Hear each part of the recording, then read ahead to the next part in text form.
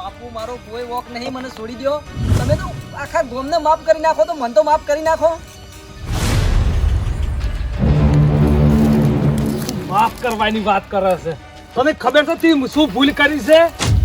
પણ એમાં મારી શું ભૂલ? કારણ કે મારા ગામની જે છોકરી સાથે તારો લગ્ન થવાના હતા અને એના બાપ પાસે તું 1.5 લાખ રૂપિયાનું કરિયાવર માંગે છે અને એ મારા જીવતે.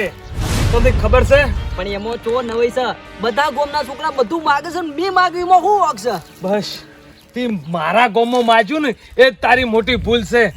અને આ ઓના જે છોકરી સાથે હગાઈ થઈ છે ને ઓના લગ્ન એ જ છોકરી સાથે થવા જોવે. અને જો કદાચ હા ના પાડે ને તો ઓના પગ ઓના પાજી નાખો અને ઓના બાપના ભાજી નાખો.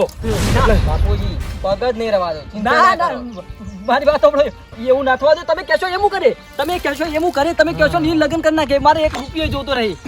અભાળ મજનુ બોલો બાપુ. ઓના જેટલી ઘડા લગ્ન ના થઈ જોય એટલી ઘડા આ કે ઓનો બાપ છે સટકો ના જોવે. અને જો સટકે ને તો લ્યા પકડ અને ભડાકે દેજે બે તે બે નહીં. અને ઓને ખબર પડવી જોવે કે આ ગોમ્બો હજુ તે બીહો જીવે હશે, મરી નહીં ગયો. આટલું યાદ રાખજે. અને તું પણ યાદ રાખજે. અને આજ પછી જો કદાચ કોઈને તારા ગોમમાં કોઈને આવી ભૂલ કરી ને તો આ તને તો એક મોકો આલું છું લગ્ન કરવાનો, પણ બીજી વાર એને નહીં આલું. ટોપનો બાપો છે